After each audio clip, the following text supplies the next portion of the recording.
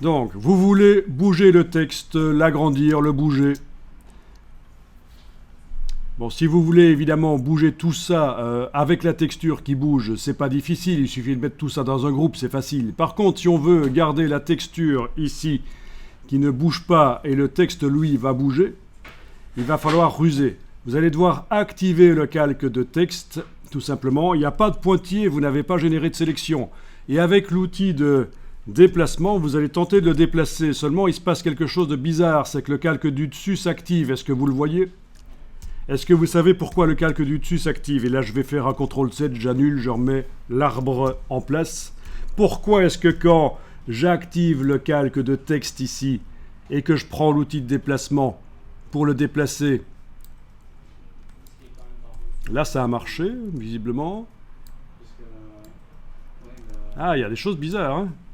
Parce que le calque du dessus est par-dessus, quand on Ouais. dessus avec l'outil de déplacement, ça prend le calque. Ça prend le calque du dessus? Pas nécessairement. Ça prend le calque sur lequel je clique, ça dépend à quel endroit je clique en fait. Alors voilà, ça c'est un gros piège de l'outil de déplacement. Il faut absolument connaître ça. Dans les options de l'outil de déplacement, vous avez cette option-ci qui est intéressante. Dans certains cas, la sélection automatique du calque. Mais dans la plupart des cas, il faudra que ce soit désactivé. Vous allez devoir le décocher. Du coup, avec l'outil de déplacement, vous n'aurez jamais ce problème d'un calque qui s'active à la place d'un autre que vous voulez bouger. Donc c'est bien le calque de texte qui est activé. J'ai bien décoché la sélection automatique là au-dessus. Voilà. Je bouge. C'est bien le texte qui bouge. Parfait.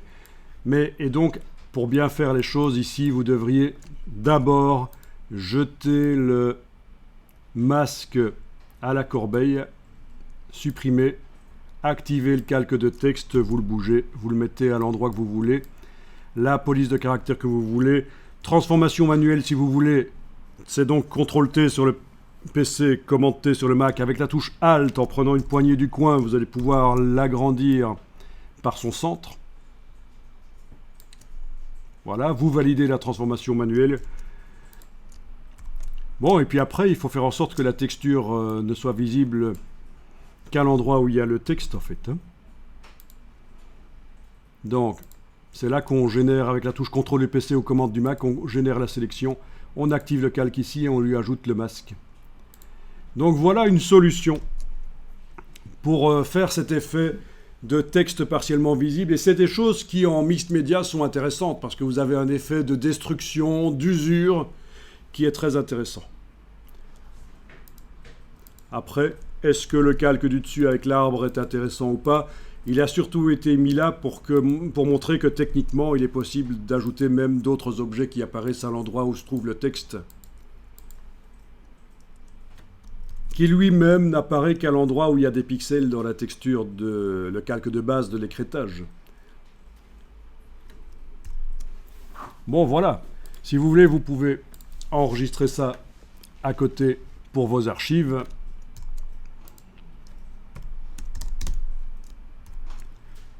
Moi, je le fais. Et puis, je vais fermer l'image et puis on va réouvrir les JPEG et les manipuler. On a 3 JPEG là qui ont servi à faire d'ailleurs. 2 des 3 JPEG ont servi à faire le travail précédemment, mais on va remanipuler ça.